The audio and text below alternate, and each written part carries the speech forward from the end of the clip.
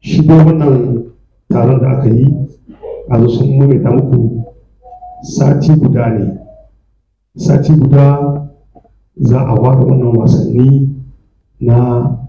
son ƙasa da ba ka sani. Kun sun yi da harshen faranshi zai da mu kaɗan da harshen hausa. Da wannan taron ya kasance da shekara ɗaya da CNSP kuma ya zo daidai da watan August na kwana uku da muka saba a masallaci ne na Tijar ƙasa ga cin kanta. Ka gani ko kenan muhimmin sallah kamar biyu ne gaba da muka gama mu yi muku a yi sallah kuma abu ya zama sati guda tun 26 ga wata na Julai za a ware wasanni, za a ware da babban spectacle, babban wasa da ake yi a can nan ga start university kunce. Babban spectacle za a yi shi kuma muna fatan shugaban ƙasa zai zo a wannan taron ya ba mutane bayani bisa ga manufofin da Nijar ta ɗauka. Ka gani kenan taro ne mai muhimmanci, ya kamata mutane mu da mu zo mu saurare shi, mu saurare inda an kasa gaba. Kuma bayan wannan spectacle din akwai artisana kuma aka kawo su maza su san wasu wuri, akwai kuma sannan konkur shi wannan da dandalin son ƙasa, dandalin son ƙasa da konkur na rap. Sa'annan kuma akwai wasanni iri na Totoro Festival, tsohon waƙoƙi da aka festival mu samu ji su saboda ana aiki duka wajen su suna ta aikin za a yi shi. To za a ko salari masu yawa da za a yi wannan aiki. Da kun gani shi ne su presidentin na commission cultural suka kwanta muku kuma suka ce muku akwai commission musamman mai kula da wanda dandalin sun ƙasa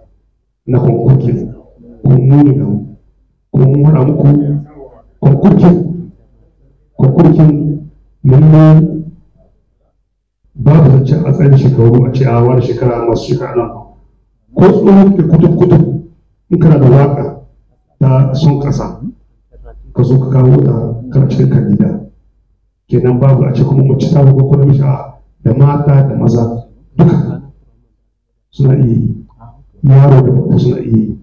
To ka gani kenan akwai wani an bude shi kuma aka bude shi wani yan aka bude mana konkur an ce yan orchestra ko san su an ce sana yan traditional masu gargajiya an bude musu wani konkur su masu zo su yi. Sa'annan an dandalin soyayya su ma an ce su mutuwar waƙoƙi su kawo. Sa'annan yan rap masu yin rap su ma a waƙoƙi gare su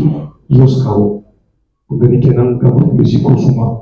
duk wanda suke da waƙoƙi an bude konkurkin wannan ba a ce ba roje za a yi a kowanne yake da sai yana iya kawo waka shi aiko mana waka shi ko akan wasa a aiko mana ita sai a sa cikin program za a eliminatuwa sa'an akwai jiri wanda zai faɗi wanda suka za su wucewa zuwa wani konkurkin kuma sai wanda aka ƙare wurin tankare da rairaye shi na cewa eliminatuwa duk waka da ba ta zo ba eliminatuwa ba ta shiga cikin konkur. Ka zo daga baya an fara konkur ce na kawo waka ba ta yi ba ka shiga in waka uku na suna za su samu. Ka gani kenan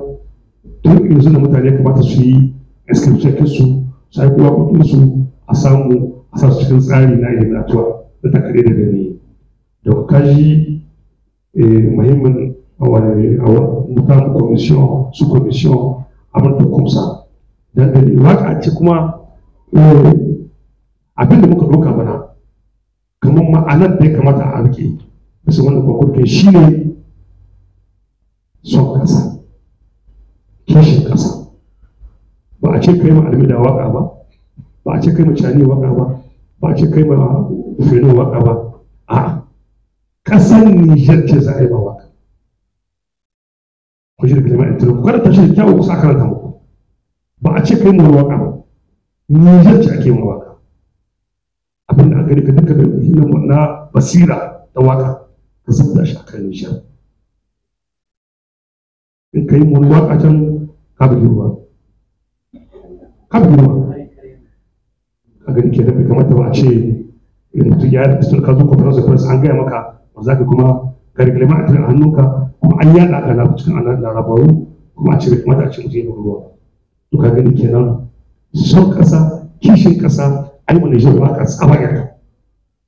shi ya kamata a yi don ku na dosi ba wani muhimmin dosi da kamata a kawo kana da waka ka aiko mana ita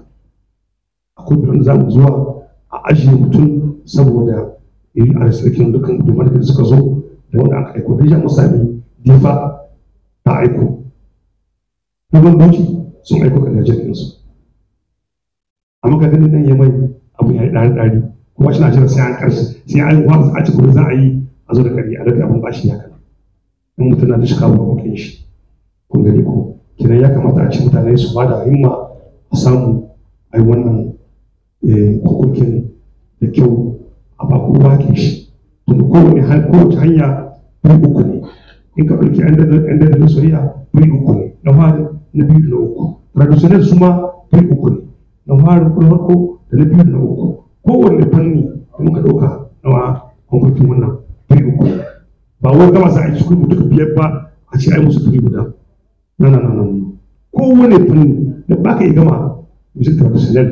da rap kai musu jiri guda bai yi haka nan kowa da rashin hanya kowa da allazi da rashin amana wace wata amana kaga shi kenan mala don ka abinda ka kasance ga mutanen sai